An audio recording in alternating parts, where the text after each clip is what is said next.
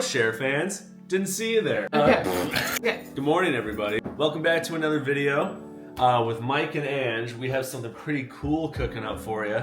We are going to be doing a little, what would you even call this? Like our vinyl record showcase. Without further ado, I guess the way this will go is we'll take turns because we moved in together, I want to say like 7 or 8 months ago. Mm-hmm. And in our union brought with us our own little collection of records that we've accumulated over the years. And so we'll just go one by one and we'll just kind of talk about what we like about the record and just go from there. We have special guests today. If you can't see it, but Chewbacca is down here. We have very polar opposite music taste. I think anybody who knows us will say that and knows that, and that's what makes us special and unique as a couple. It's pretty hilarious. You put me on way more than perhaps I give you credit for. Actually, there's some songs in my rotation where I'm like, if it weren't for you, I would have never, ever really listened to this to begin with. And that's what's great about music and people whose opinions and tastes are different from yours, I guess. You know, so. Also, we have music t-shirts on today. I tried to go with the theme. Yeah. I got Morgan Wallen. Unfortunately, I don't have a Morgan Wallen record yet, but repping that. Her cousin got me this. It's a hoodie. It's got like a jukebox on it. Crosby Street Records, New York City. We've never been. I think that's real. I don't really know them. Basically, yeah, I'm a music guy. Here's my jukebox. There's my guitar. I'm basically Bob Dylan. Just to preface, our preferred genres, I guess you could say. Actually, my preferred genres, like on rotation, realistically, is rap music, jazz music, a bunch of offshoots of jazz, like bossa nova and stuff like that. Yeah, I hate to be that guy to be like a little bit of everything. But it's true. I'm so special. I feel like with Michael, and since I've known him the past few years, I'm like, do you know if this artist, there's like a 99% chance that he has either heard of them or knows something about them and can speak on it. So it's pretty impressive, I'm not gonna lie. I didn't know shit about I don't R&B, know. though. That's true. You taught me a lot about R&B. Put him a lot on that genre. Rock and roll and country. I didn't have anything against country, it wasn't until semi-recently. Chewy, are you okay? He said, you like country? Wow. I'm kidding. Yeah, he's like, that is, what an awful take. And I'm pretty straightforward. My top genres tend to be, first would be R&B, and then right neck and neck almost would be pop, and then next would be hip hop, and then right under would be like a little bit of jazz. These aren't like our top albums of all time, but no. They are just, we looked at our bin, our like little vinyl crate, and we were like, there's some good records that bring back good memories, and I think that's why we wanted to make the video. So grab your favorite cup of coffee and let's just do some crate digging, bruh. Hey, cheers. Ready? All right. You wanna go first? Okay, I will go first. So my first album is the Ariana Grande Christmas and Chill. Might as well touch upon some holiday music as we just got done with the holidays. So, fun fact, Michael actually got this for me for our first Christmas together. We literally weren't even together barely a month. And so all he knew about me was that I listened to a lot of Ariana Grande, mostly because the album came out, her new album came out right when we started dating. POV. Yeah. Yeah. I think that's what it's called. Or Positions, was that it? Oh, it's Positions. It's Position. Yeah. But this ended up being the first vinyl he's gotten me. It reminds me of us literally being babies in our relationship. And I mean, I still love Ariana Grande. She's definitely in like my top 5 artists and continues to be. I mean, it's Ariana Grande and Christmas. I don't know what there's not to like about it. My favorite songs would probably have to be, I mean, there's only 6. There's not many to choose from. But probably Winter Things. Winter Things was probably one of my most played and maybe continues to be every Christmas. This is Ariana Grande Christmas and Chill record. Following up Ariana Grande's Christmas and Chill, To Pimp a Butterfly by Kendrick Lamar. We're starting off strong, dude. This is, I randomized, like I'm not in no particular order. I'm just picking shit out of this. This album is fucking insane. I mean, I see the track list on the back here. Like, literally, this was almost, I want to say, the advent of bringing it to modern day hip hop jazz elements and making it mainstream again. You know what I mean? Like, I know there was a lot of like jazzy stuff going on with rap in the 90s, maybe early 2000s, but that was more underground. Kendrick Lamar's a mainstream artist. Like, oh my gosh, blended this jazz fusion funk with hip hop beats in such a beautiful, like, in ways that like just sticks with you long after you finish the record. My favorite songs on it, probably my favorite just because it's like, I've never heard anything like it. And if you choose to listen to it, you'll be sad for days, but it's really good. Hood Politics is amazing. Oh my gosh, Complexion's wonderful. Institutionalized, These Walls for Free is a trip.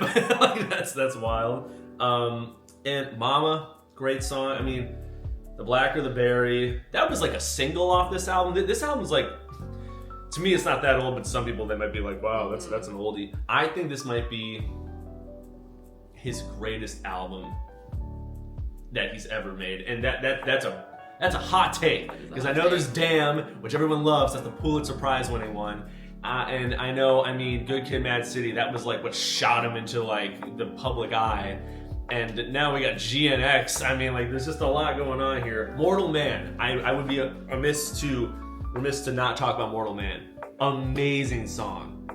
Mortal Man and You, honestly, I still cry. This is an incredible album, and if you haven't listened to it beginning to end, do yourself a favor and throw this on. Throw this on your record player or your iPhone, whatever. It doesn't have to be this. You know, I went a little over the top with buying, but I love buying vinyl records. I don't think it's over the top. It's just fun to like have it, physically hold it, and support an artist that you like. So, yeah. So in lieu of the Super Bowl, what songs do you think he'll play potentially on this album? Holy cannoli, that's a good question. King Kunta, I think that's one that everybody knows and remembers. That All Right. Yeah. I think he'll play All Right. My final answers, All Right and King Kunta. Those are like the ones that everyone was like, those were the hits on this record, I would say. These all, I feel like, just represent young Angelina, and that's okay. Maybe except for like one or two, but it's kind of just a throwback to memory lane. Oh! Next, we have Nick Jonas. You can laugh all you want, but I know. Come on, Jealous, that was a banger. This was his first self-titled album. Really? I believe so. I mean, it's Nick Jonas. Oh, that's fair. That's fair. The title. Look at this fucking guy. I feel like, come on. I was a freshman in high school, or maybe even 8th grade, when Nick Jonas started doing solo things, and then I actually ended up getting concert tickets to go see him in San Francisco with one of my good friends at the time. And I remember ordering this album, and they ended up sending me two, so I ended up giving it to me and my friend who was going at the time, because I put in a request. I was like, I didn't get my album, but long story short, they just sent it to the wrong apartment in another building, and so I ended up walking away with two and only paying for one. That's good. But this just brings me back to freshman year Angelina, and the songs on this track list are, I would say, a hit. So we got Chains, obviously. Jealous. I think Jealous had a hold on everyone. That was on the radio a lot. That was the song. So Jealous is obviously top. So then this came out 2014, 2015 maybe? Mm-hmm. So I was a freshman in high school. Gotcha. Dang. I could be wrong, but I think that might be a give or take. The 2015 might have been the year To Pimp a Butterfly came out. Wow. All right, we're following the Two vein. influential albums, no matter how you cut it. Yeah. I think for most people, I think Nick Jonas is the most favored brother from what I think I see. Crazy take. I think everybody liked Joe, maybe at the time at Camp Rock, but as we got older, Nick became the brother. We're gonna get so much hate mail. I can hear people unsubscribe.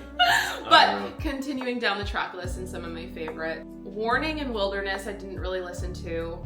Numb. So it was probably Chains, Jealous, Numb. And honestly, those were my 3 biggest songs off this Featuring album. Angel Hayes. Yeah. Is that a rapper? No. Oh, okay. I actually don't know who that is. I'm sorry. But I do know the song Numb. She's unsubscribing too. Exactly. Damn. But yeah, Nick Jonas, the Rowback, just great. I mean, well, what's interesting is when we started dating, wasn't there like it might have not been a Nick Jonas song, but I think he was featured on it.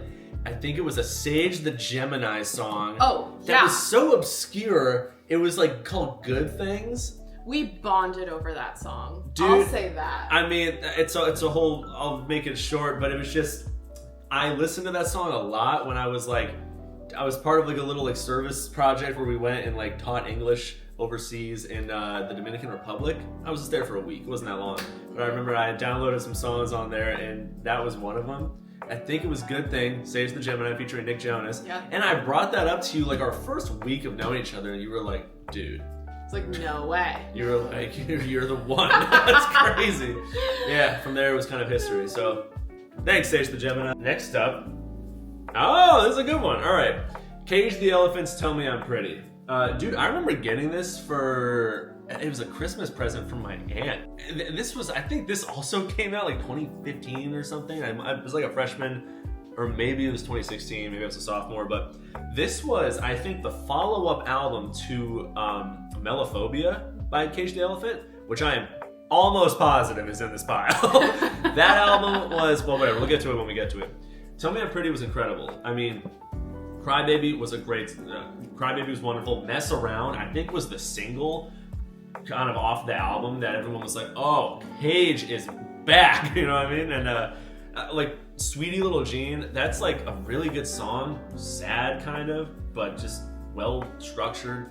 Too Late to Say Goodbye, I remember that. Cold, Cold, Cold, I think to this day people still love. It's a wonderful song, very creative, and just like it's moody but fun, and it's like, oh, there's something wrong with me, but also like, you know, great song for that mood.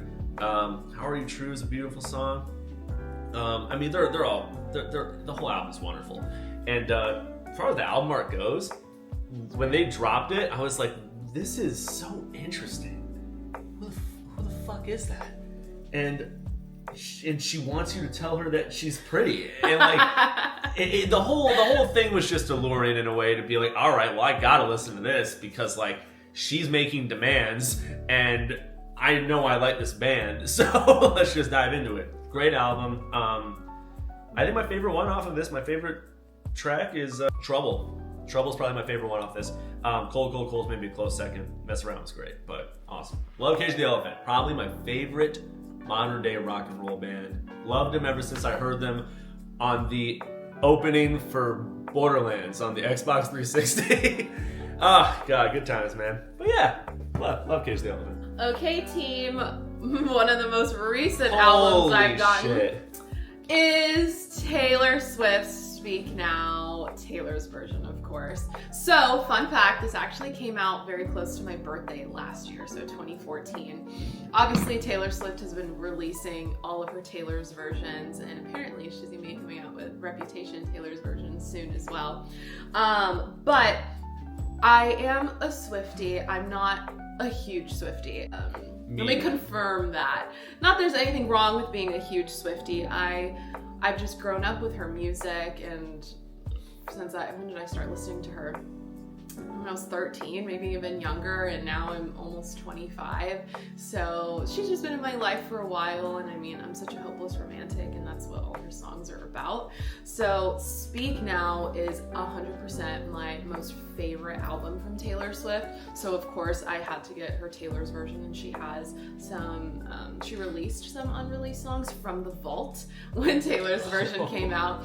Fun fact, if you don't know, when Taylor Swift releases Taylor's versions, she tends to always have songs from the vault, so songs that were unreleased during the original album release. Supposed to go on the project. Correct.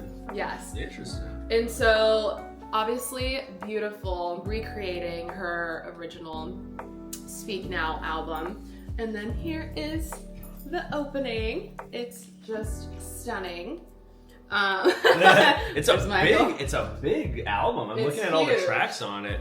Oh yeah. Was the original this long of an album, or is this just because it's this version? No, they're from the vault. It adds an additional 5-6 songs. And so I have I have 3 vinyls in here. Yeah. So I have, like, look at this. Okay, side A, like, great. This one, boom. I also just love, she gives me like ballerina vibes in this, and I always loved the concept of being a ballerina, and I was a ballerina for like 0.2 seconds when I was younger, for my church, but that was still very fun. A church ballerina. A church ballerina, and I was lead. That's awesome. Anyways, favorites, Back to December, come on, Taylor Lautner. Back to December? Back to December. Wait a minute. That's my dude. If any of my friends are watching this, they're gonna be like, "What?" I think I told you this the other day. That's my favorite Taylor Swift song. I did not know this. The one where she's like, "I had to go back to December all the time," or whatever. I don't know that much. I mean, I know a lot of Taylor Swift songs. My little sister grew up listening to Taylor Swift too, so I know like a ton of that era. But that was the one where I heard it, and I was like, "Dude, she cooked." You know what I mean? That was good. So it's very interesting. No, it was a very good, sad song. Turns out freedom ain't nothing but missing you. Bars. It's all coming back to me now. Literally, like, that's crazy. Dear John, I can see why people love that song so much. It wasn't a current rotation for me at the time. I did love Mean. Mean was sweet and just shared a really good, message to young girls. Why you gotta be so mean? I think I remember that, Yeah. The Story of Us, that was cute. Enchanted, you guys. Enchanted is the song on this album for me, and continues to be. Like, that is, I feel, the ultimate love story songs, one of my top for Taylor Swift. I just remember hearing it, and I remember having this CD and putting it in my CD player in Texas and twirling around in my room and feeling like I was in a fairy tale and meeting my Prince Charming. So Enchanted is just, it embodies everything that I think, every girl wants to experience. And you know what? It's so funny. You totally played that song for me a handful of times. But sorry, this is all horse. You played that song for me like a lot, and I just it's not playing in my head. I can't really remember what it sounds like, but I remember hearing it. You were like, "This is Enchanted," and I was like, "This is a really sweet song." Yeah, just being in the wedding industry, I've heard a lot of renditions of the song Enchanted, and orchestras playing it, so it's a song that can be curated for brides to walk down the aisle to. And I remember hearing that for the first time on TikTok, and I saved it so quick, and I got like emotional, not just because I like imagine myself potentially walking down the aisle to that song, but it just evoked so many feelings, and I can just imagine so many women walking down that aisle and just getting all the feels. And I've listened to that song for so long, so it's cool to see her do all these Taylor's version. Haunted, damn. I remember singing this song at the top of my lungs. Do you remember that song? I mean, probably. And then now moving from the vault songs, I only had a few. I remember doing a listening party with me and one of my good friends, Kaylin, for this specific album. She actually got it for me for my birthday, which was really sweet. I think the songs that stuck out to me most from the vault would be When Emma Falls in Love. I actually re-listened to that song a few days ago, and I added it to my February playlist. Good for Emma. Good for Emma. Good for her. I just forgot when I first listened to it, how much I loved it, and then I didn't listen to it for a while, and then I heard it again the other day, and I was like, why wasn't the song on rotation for me for so long? So I love When Emma Falls in Love and Timeless. I think that's probably one that a lot of people resonated with too when the Vault tracks came out. I honestly did not like Castles Crumbling. That's a hot take. I didn't personally like it, but everybody raved about it. I didn't like it, but that's okay. You were cooking on this album. Like, damn. I love this album. Keep it up. Let's go. Yeah, and then keep going. Like Electric Touch with Fallout Boy. Fucking Fallout Boy. With Fallout Boy's on this album? Yes. What? Yeah, it's not just because Fallout Boy's in it. I just, again. Some diehard Fallout Boy fans here. I know. And then like Foolish One, I didn't really listen to that one too much. But from the vault, When Emma Falls in Love and then Timeless.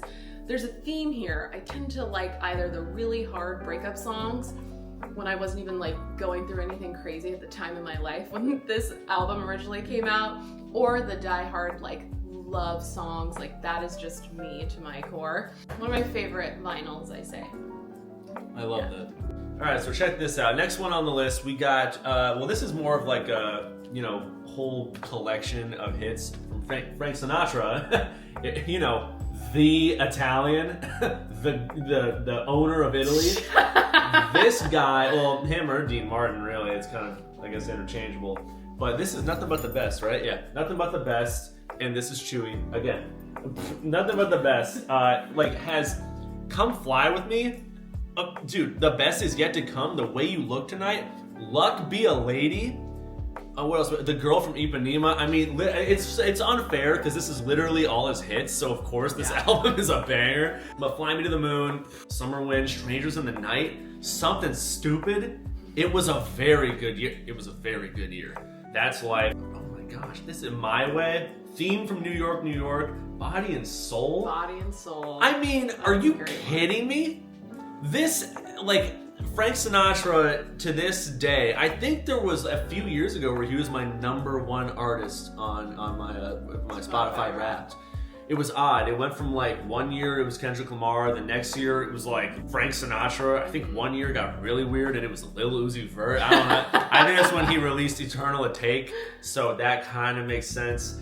But Frank Sinatra has been a constant in my life since I was like a kid. There will never be a time where I'm like, turn that shit off. I will always be like, turn it up, bro. We got Frank on the track, dude. So Frank Sinatra, I mean, this album's honestly great.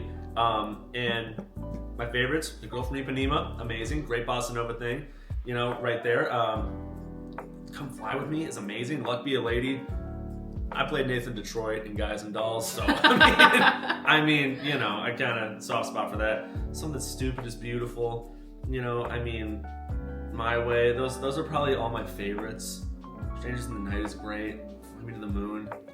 Fly Me to the Moon. Yeah, those are my favorites. Classic. It's all so good. It's all so good. I mean, just all members of the Rat Pack, just nothing but bangers. I would listen to their music all day, every day. Doesn't matter. But yeah, Nothing But the Best. Frank Sinatra. I've never listened to so much Frank Sinatra in my life until I met Michael and his family. And I kind of love that. Like very classic Italian family. And so whenever I think of Frank Sinatra, I think of Michael's family. And Michael's dad, very classic Italian man. Always good vibes with Frank. This is the original gangster music. Yeah. This is that shit, man. You know what I mean? I love it. I love it forever. Owner of Italy, guys. Yeah, CEO of Italians Incorporated. Frank Sinatra. Okay, The Camera Died. The Tortured Poets Department from Taylor Swift. Florida, banger. Love Florence in the Machine in this. At first, I actually was not a fan of this song. I was like, ew, this song's too like abrasive and weird for me from Taylor Swift. But then I kept hearing it over and over again. I was like, wait, I actually really like this song. Guilty as Sin. The only thing I'll say about that song is that was my #1 song of the year last year. Damn. So yeah, you played that song. I remember that song. think that speaks for itself, and I think a lot of other girls can resonate too. So Guilty as Sin is probably the top song for the Torture Poets Department for me. I'm looking forward to her other Taylor's version releases. Is this one getting one or no? This is just our no, because version. this is hers. Scooter Braun attached to this album, so this is hers, and it's great. So, final Taylor Swift album for me. Right, next up, this one's really interesting because this. That's cool. Yeah, this is really dope. I got this. All right, so this is Blurry Face by 21 Pilots. So, oh my gosh, I must have got this when I was like a freshman or sophomore in high school. Yeah, the actual album itself, oh, it's so cool. Like, what? Like, look at all this trippy shit they got. Like, there's a lot of layers to this. You know what I mean? You can like kind of take this out and like examine it further. There's a lot of writing going on here that I don't think I've read. But I would say I still am a really big 21 Pilots fan.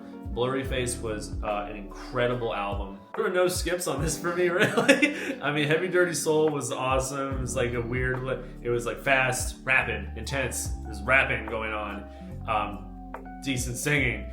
Decent singing is a reoccurring theme on all 21 Pilots. They're not known for their singing. It's like, it's the lyrics, man. Yeah. You know what I mean? Stressed Out, I mean, if we're living under a rock, like everyone heard Stressed Out everywhere. We'd be getting sushi and it'd be playing, like it was everywhere. Ride was great. It almost had like these like, you know, this tropical reggae element to it that was like, it swayed nice. It was good. Ride was relaxing, really cool, but also fun and loud and dope. Fairly Local, a banger. Slept On. I think it was a single for the album. I loved it. It's super gritty. It's dark. It's like, it's ominous and really packs a punch. Cool yelling going on. There's a handful of yelling that I would categorize as cool going on throughout this album. Tear in My Heart, beautiful song, dude. Such a good love song. I love it. I mean, I'm not like, yo, let's find the love song on this album, but like Tear in My Heart was beautiful. Lane Boy, I remember that. That was a pretty good song. The Judge was beautiful. If you had a ukulele, you played this one. You know what I mean? It was like one of 3 songs you ended up learning how to play. Doubt, Vibes, really cool. Good one. Polarize was really cool as well. I like that one. We Don't Believe What's on TV is a fun little song. It's a fun little jaunt. Really cool. Message Man, dope as hell. Really cool. Also eerie, but just it's a really cool song. It's awesome. Hometown's a great song too.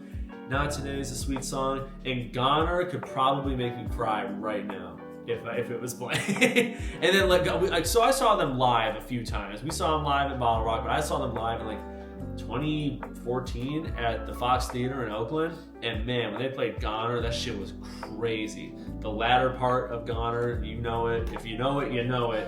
It was just as emotional as you're thinking. I love really all of their albums. I haven't really listened to Clancy, their newest one, all that much. So I want to kind of dive into that. But yeah, Blurry Face, quintessential listening for 21 Pilots music, and just kind of for early 2010 or just 2010s in general. Quintessential listening. Really did a lot for the alt-rock community. So yeah, highly recommend 21 Pilots. Yeah, it was so crazy because I've never considered myself a fan of rock. And so, of course, live shows. So, awesome. Like, of course I loved, like, Blurry Face, Ride, like, their most big pop hits, rock hits. Like, I liked those, but I never paid any more attention because I was like, oh, they're too intense for me. But we saw them at Bottle Rock, and totally changed the game for me. Like, yeah, it is considered like rock, but man, can they perform. Yeah, no, their live shows are amazing. But yeah, Blurry Face. Okay guys, we're on my final album. This is probably a big one for me. I only say this because it's freaking Justin Timberlake.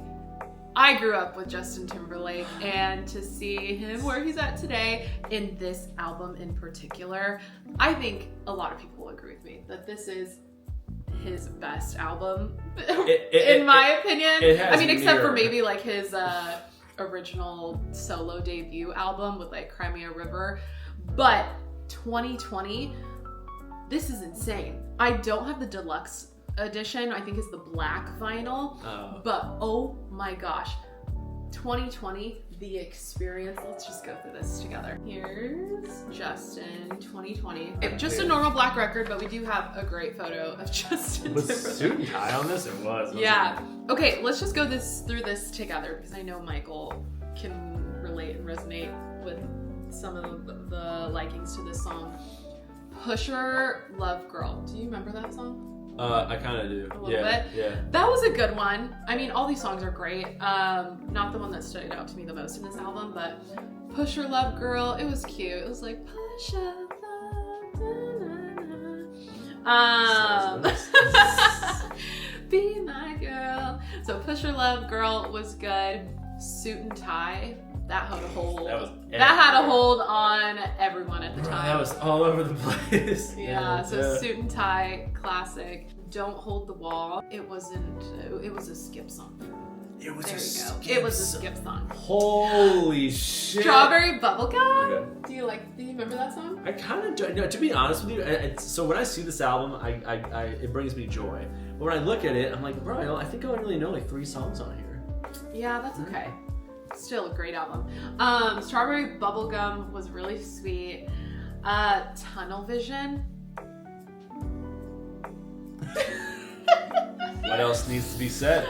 Really? That's it. I like how all my descriptions is like, this made me feel good. Next. Cute. Next. Oh, but that's super valid. I mean, like, yeah. Come on. Tunnel Vision's great. Now I gotta flip it. Mirrors.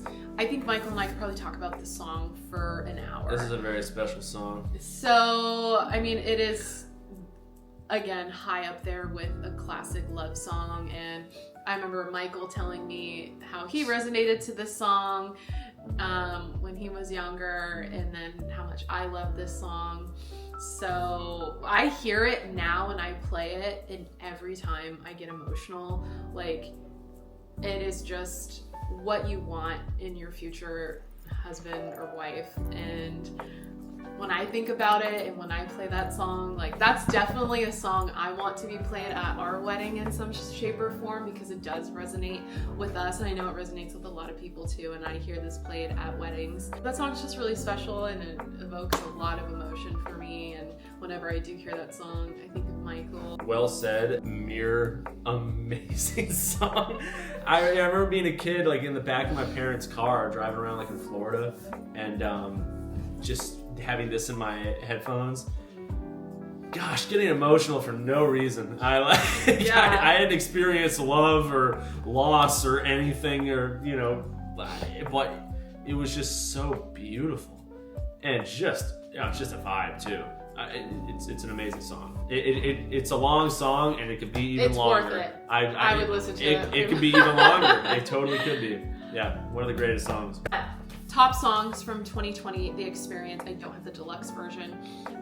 Pusher Lover Girl, Suit and Tie, Mirrors, #1, always will be. Love Justin Timberlake. He's actually coming to Bottle Rock this year. I don't know if we're going, but he is the only person that I would see at Bottle Rock this year, if I'm being completely honest. I mean, definitely Noah Khan, but Justin Timberlake would be the one I would pay the money for, just to hear him sing Mirrors and all of his classic other songs. Yeah.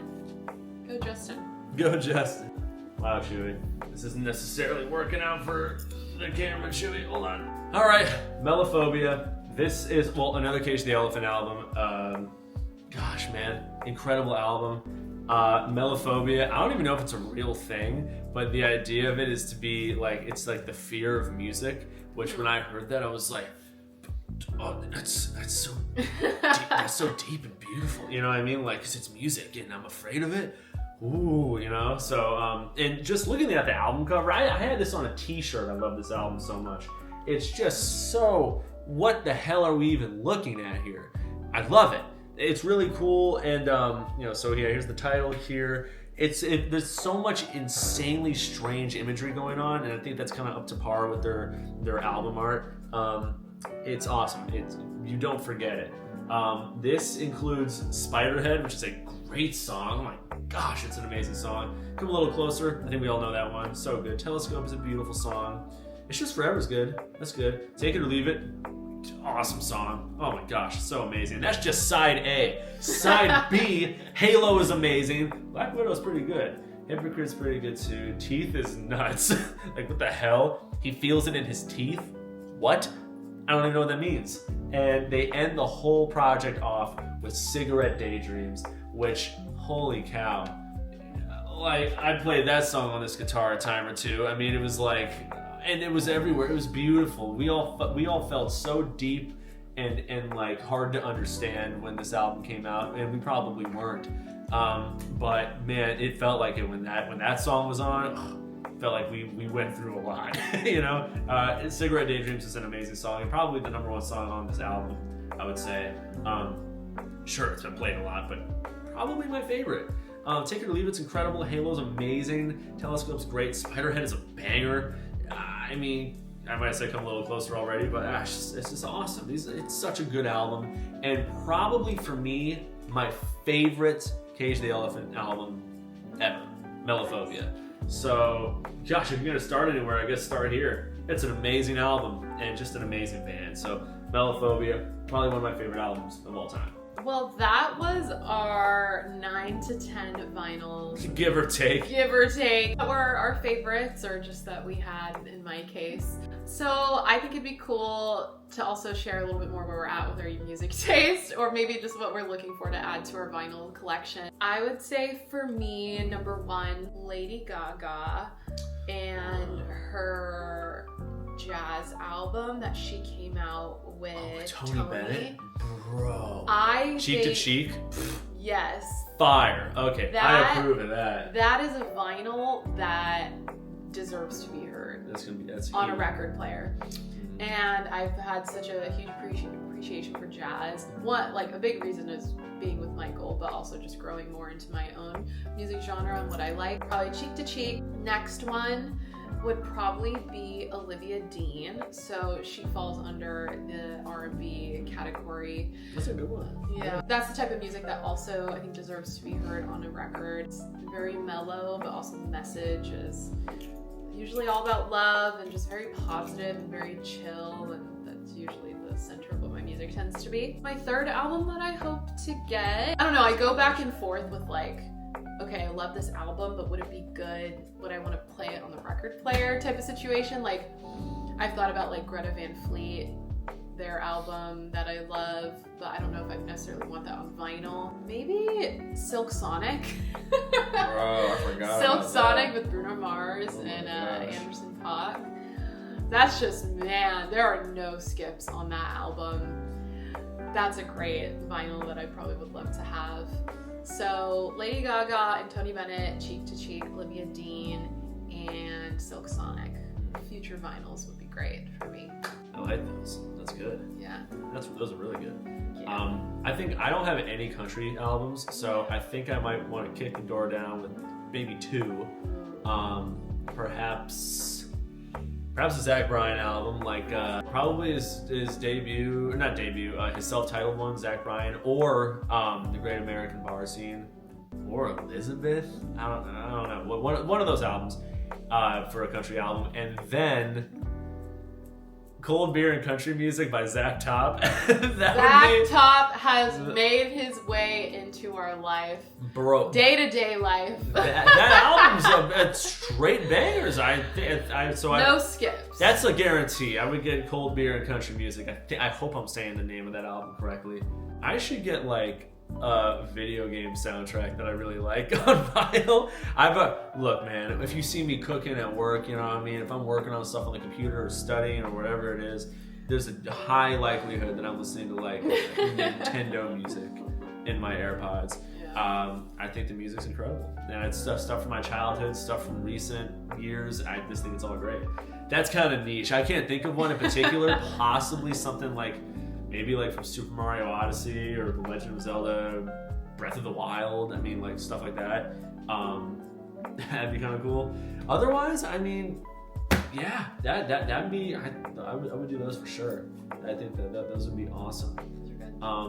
Yo, if that Claude Fontaine girl, the one that opened up for the Sacred Souls, if she has a vinyl record for like her debut album or whatever, or the new one she did, I would pick that up too. So, you know, add it to my bossa nova collection. You know, even though it's like bossa nova, but like also just traditional jazz. But no, yeah. So that's kind of what I'm thinking. I like to throw stuff in there in the future, and maybe next time we go record shopping, there's a couple shops in the area that are really nice with a good selection.